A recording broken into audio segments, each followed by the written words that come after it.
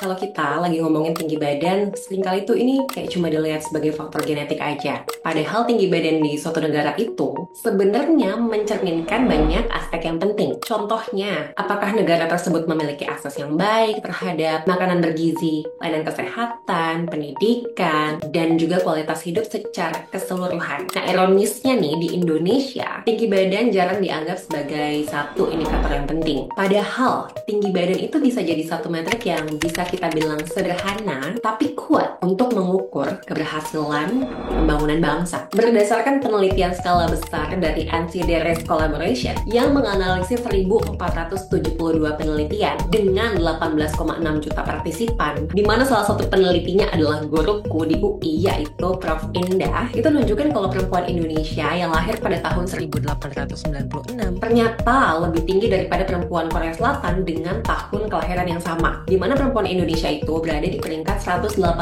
dunia dan perempuan Korea Selatan itu di bawah kita, yaitu peringkat 196. Tapi cuma dalam satu dekade, perempuan Korea Selatan itu bisa melesat naik ke peringkat 55 dunia untuk tinggi badan rata-rata kelahiran 96, di mana tinggi badan rata-ratanya itu bertambah 20 cm.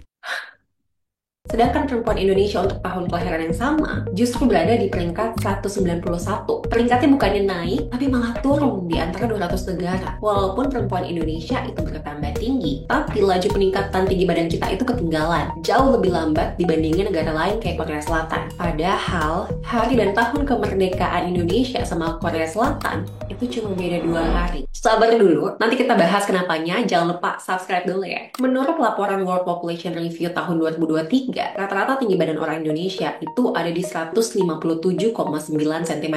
Itu tuh tahun 2023 ya. Angka rata-ratanya itu juga gabungan antara perempuan sama laki-laki. Makanya jadi kelihatan seolah kok pendek banget ya. Padahal laki-laki di Indonesia itu banyak yang lebih tinggi dari itu. Kalau kita lihat lagi data World Population Review tahun 2024, kita tuh bisa lihat breakdown data rata-rata tinggi badan orang Indonesia dibandingkan dengan negara lain. Dilihat berdasarkan gender dan kategori usianya. Dari 195 negara, tinggi badan rata-rata laki-laki umur 19 tahun itu 166,26 cm. Ini tuh kita ada di peringkat 18, tapi dari belakang. Sedangkan tinggi badan perempuan umur 19 tahun di Indonesia itu rata-ratanya 154,36 cm. Ini tuh ada di peringkat 9, tapi dari belakang. Buat kalian yang masih mikir ini tuh wajar aja, karena ya udahlah, tinggi badan ini kaitannya sama genetik kan. Jadi ya udah aja, kalian harus coba pikir lagi. Apa iya tinggi badan itu cuma berkaitan sama genetik aja? Apa iya tinggi badan rata-rata yang rendah bukan pertanda dari adanya ketimpangan sistemik bangsa? Assalamualaikum, welcome back to channel Fani Utami, teman-teman semua, di segmen yang baru nih, yaitu Medicology. Untuk decoding the bigger picture of health, berfokus pada menggali dan membedah gambaran yang lebih luas dari sekedar kesehatan.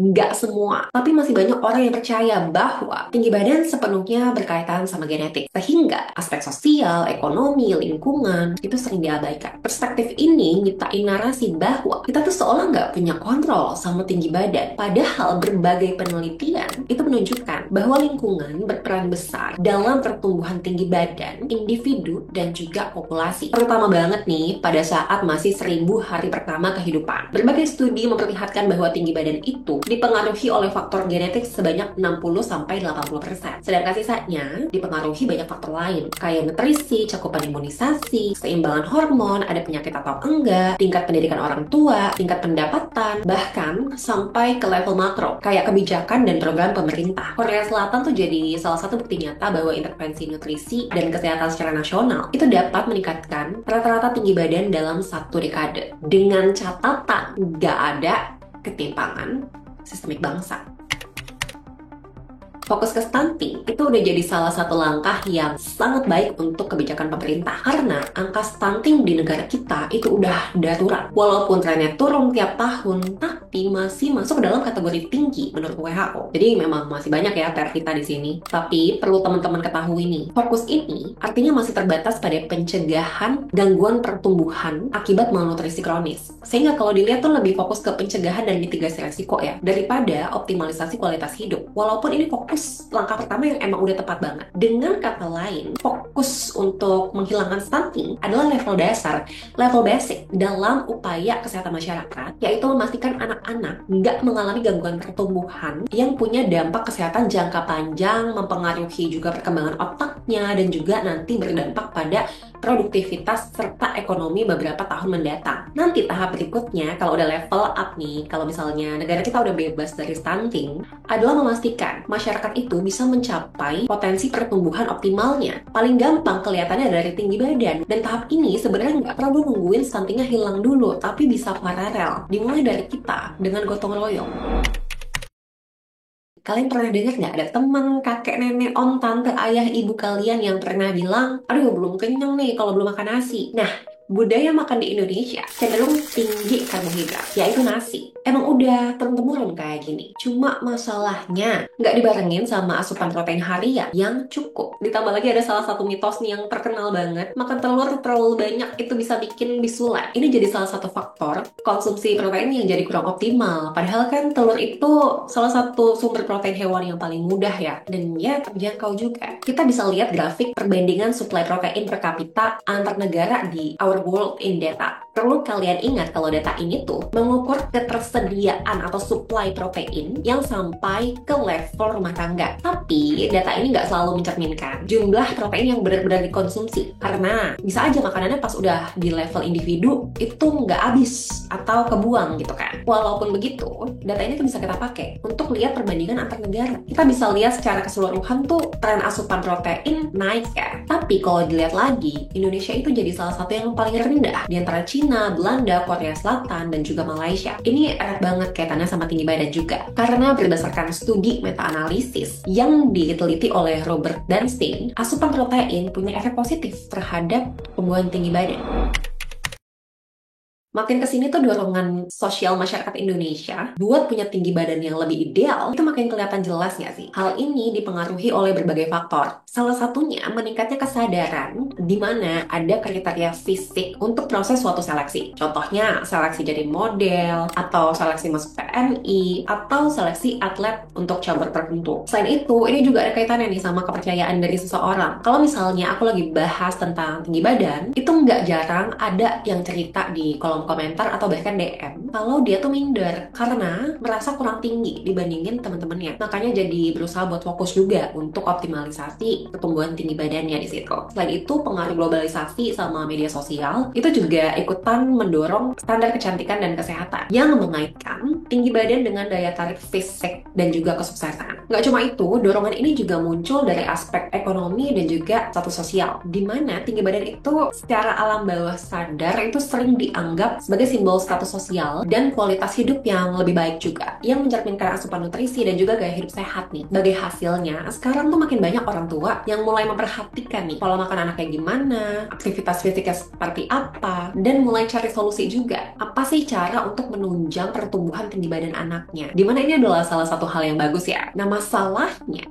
salah satu solusi yang berusaha dicari itu kan nggak jarang ketemunya adalah suplemen ya. Dan di sini tuh ada oknum yang ikutan main yang mencoba memanfaatkan situasi ini dengan cara bukan cuma strategi marketingnya overclaim dengan iming-iming kalau produknya itu seolah tuh kayak produk dewa yang bisa bikin seseorang itu tumbuh tinggi walaupun udah nggak lagi dalam masa pertumbuhan. Tapi ada juga oknum yang dengan secara kesadaran penuh itu tuh campurin steroid supaya korbannya itu pas minum pertama kali itu langsung ngerasain kan, wah ada efek nih, berarti bener nih suplemennya. Padahal itu bikin pematangan tulangnya itu jadi cepat dan nanti potensi genetiknya itu nggak kecapai. Contohnya misalnya yang harusnya tinggi potensi genetiknya itu 170-180 cm, malah tinggi akhirnya pas dewasa itu cuma 165 cm.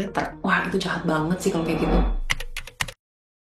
Pendapatan yang rendah ini bisa membatasi akses seseorang terhadap makanan bergizi kayak daging, ayam, tapi bukan berarti memberikan bantuan dana kepada kelompok tertentu itu secara linear bisa bikin gizi anak dalam masa pertumbuhan tercukupi. Kenapa aku barusan bilang kayak gini? Karena fakta di lapangan itu ada oknum figur ayah di luar sana yang ternyata lebih memprioritaskan kalau punya pendapatan lebih pada saat itu uangnya dipakai untuk beli daripada mencukupi kebutuhan gizi anaknya. Indonesia terdiri dari lebih dari 17.000 pulau. Kepulauan banget kan kita ini. Jadi udah jelas pasti beda sama Korea Selatan. Walaupun cuma 30-35% pulau kita yang berpenghuni, atau sekitar 5.100 sampai 5.950 pulau, tapi tetap ini tuh bikin tantangan logistik dalam distribusi yang merata untuk layanan kesehatan dan juga akses pangan. Beberapa daerah di Indonesia itu tuh juga punya kondisi geografis yang susah ya untuk dijangkau dan juga infrastrukturnya tuh belum mumpuni di situ. Contohnya di Papua. Tapi daerah Papua di sini juga perlu kita breakdown lagi nih, daerah Papuanya yang mana. Contohnya daerah Okyop dan daerah sekitarnya tuh yang ada di daerah pegunungan. Selamat datang di Okyop. Itu tuh akses jalur daratnya tuh susah banget. Jadi harus pakai pesawat kecil gitu. Ini tuh baru salah satu contoh aja loh di Indonesia. Belum lagi nanti di perjalanan itu ada resiko di mana pangan yang mau diantar ke suatu tempat itu hilang di jalan. Nggak nyampe. Bisa karena kecelakaan atau bisa juga karena hal yang lain. Ini beberapa contoh kejadian truk barang kecelakaan. Tapi bukannya ditolong, malah dijarah. Makanya risiko distribusi pangan yang nggak merata di Indonesia itu tinggi. Masih banyak daerah di Indonesia yang punya keterbatasan akses ke layanan kesehatan. Bahkan ada yang harus naik perahu dulu nih kalau mau ke layanan kesehatan yang paling dekat. Jadi beda ya sama kota besar ya.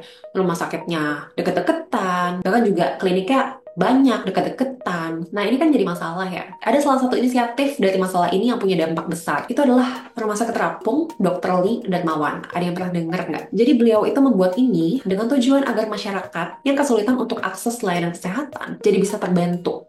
Daerah-daerah yang tertinggal, perbatasan kepulauan yang terpencil itu rumah sakitnya dipastikan dibangun rumah sakit yang baru. Selain itu, Kementerian Kesehatan juga saat ini masih terus fokus untuk bisa meningkatin nih akses layanan kesehatan di daerah-daerah yang memang saat ini masih kesulitan supaya bisa merata. Semoga akses ke layanan kesehatan yang merata di seluruh Indonesia bisa segera tercapai. Dan salah satu metrik yang bisa kita lihat secara sederhana adalah tinggi badan rata-rata masyarakat Indonesia di waktu mendatang. Polusi udara, khususnya daerah perkotaan nih, bisa berpengaruh juga terhadap pertumbuhan anak. Caranya adalah lewat dua mekanisme. Pertama, polusi ini tuh terhirup sama ibu hamil, yang akhirnya nanti bisa mengganggu pertumbuhan dan perkembangan janin. Dan pas lahir, berat bayinya itu bisa rendah, sehingga bisa berisiko mengganggu pertumbuhan. Kedua, polusi ini terhirup langsung oleh anak-anak, lalu berisiko terjadinya peradangan paru, yang akhirnya bisa bikin rentan terhadap penyakit di saluran pernafasan. Jadi gampang batuk pilek, atau bisa gampang kena infeksi saluran pernafasan, yang akhirnya ini nanti juga bisa mengganggu pertumbuhan dari anak itu sendiri. Selain itu, sanitasi yang buruk di beberapa daerah di Indonesia itu bisa meningkatkan risiko infeksi kronis. Contohnya diare, yang bisa bikin energi yang tadi harusnya buat pertumbuhan anak tersebut, tapi malah dipakai buat lawan diare. Dan juga nanti penyerapan nutrisinya itu jadi terganggu. Dulu, waktu aku masih SD, aku masih bisa lihat di beberapa area, ada orang yang pup di pinggir kali, terus kayak ditutup seng gitu. Aku nggak tahu kalian ada yang pernah lihat atau enggak. Sekarang sih udah mulai jarang ya, cuma ternyata memang masih ada juga di beberapa tempat. Ini istilahnya adalah OD, tapi bukan overdosis. Ini adalah open defecation. Jadi ada satu penelitian yang meneliti OD ini di 4 negara. Salah satunya di mana? Ya, di Indonesia. Studi ini tuh mau lihat hubungan sebab akibat antara cakupan sanitasi di desa dan tinggi badan anak. Hasilnya menunjukkan bahwa hampir semua desa akan mengalami peningkatan yang signifikan dan juga bermakna dalam pertumbuhan tinggi badan anak jika cakupan sanitasi desanya itu meningkat hingga di atas 50-75%. Orang tua dengan pendidikan yang lebih rendah itu cenderung kurang memahami pentingnya nutrisi dan pola asuh yang mendukung pertumbuhan anak nih. Berdasarkan studi, ibu dengan pendidikan sekolah dasar atau di bawahnya memiliki kemungkinan 1,587 kali lebih besar dibandingkan dengan ibu dengan pendidikan perguruan tinggi atau yang sampai kuliah untuk memiliki anak di bawah usia 2 tahun yang mengalami stunting. Orang tua yang nggak punya kesulitan terhadap akses internet itu tuh bisa diuntungkan. Ini bisa jadi sumber yang gampang diakses untuk dapetin info terkait dengan pentingnya nutrisi dan kesehatan anaknya. Bahkan sekarang tuh udah makin banyak pakar yang terpercaya yang ikut berkontribusi nih untuk edukasi terkait ini. Contohnya Prof. Aman, Dr. Tan, Dr. Mesti, Dr. Dimple, dan masih banyak lagi. Tapi kalau orang tua nggak teliti hati-hati. Bisa aja nih kejebak dengan informasi yang salah atau hoax. Bahkan bisa aja kejebak oleh oknum suplemen overclaim yang hobinya kasih iming-iming. Tinggi badan rata-rata suatu negara itu tuh bisa jadi metrik yang sederhana, tapi itu kuat, yang bisa mencerminkan keberhasilan aspek sosial dan juga kesehatan di suatu negara. Kalau tinggi badan rata-rata di suatu negara itu meningkat, itu juga bisa menunjukkan adanya peningkatan dari berbagai aspek, di antaranya kualitas hidup, akses ke makanan bergizi, pendidikan, sanitasi lingkungan, dan layanan kesehatan. Pertanyaannya, apakah Indonesia sudah sesuai target? Tinggi badan rata-rata masyarakat Indonesia yang masih lebih rendah dibandingkan dengan negara tetangga menunjukkan bahwa sebenarnya masih banyak aspek kesejahteraan masyarakat yang perlu untuk diperbaiki. Untuk ngatasin ini, kita tuh nggak bisa diem aja nungguin pemerintah buat berbagai kebijakan dan mengupayakan implementasi solusi di lapangan pada masalah-masalah yang menyebabkan ketimpangan sistemik yang bisa tergambar dari rendahnya rata-rata tinggi badan Indonesia. Selain itu juga, ini tuh pasti emang nggak gampang dan butuh waktu karena secara geografis, negara kita itu negara kepulauan dan dari aspek yang lain itu juga masih banyak lah PR-nya. Jadi kita tuh perlu gerakan yang kolektif, gotong royong sesuai dengan budaya kita. Para ahli dari tiap disiplin ilmu itu perlu diberi lebih banyak lagi ruang untuk berkontribusi. Kalian yang lagi nonton itu tuh juga bisa loh ikutan bantu untuk berkontribusi. Jadi penerus pergerakan, buka mata orang di sekitar kalian sekarang juga, bikin lebih banyak orang lagi aware tentang ini. Salah satu cara simpelnya adalah share video ini ke mereka. Manfaatin internet sebagai sumber informasi yang benar dan juga mendidik. Jangan sampai circle kalian itu kejebak mitos atau bahkan klaim sesat. Tinggi badan mungkin kelihatan sederhana, tapi sebagai metrik ini bisa nunjukin lebih banyak daripada sekadar angka. Ini adalah alarm. Apakah kita sudah benar-benar menciptakan lingkungan yang mendukung bagi penerus bangsa untuk menciptakan potensi terbaik mereka? Menurut kalian gimana?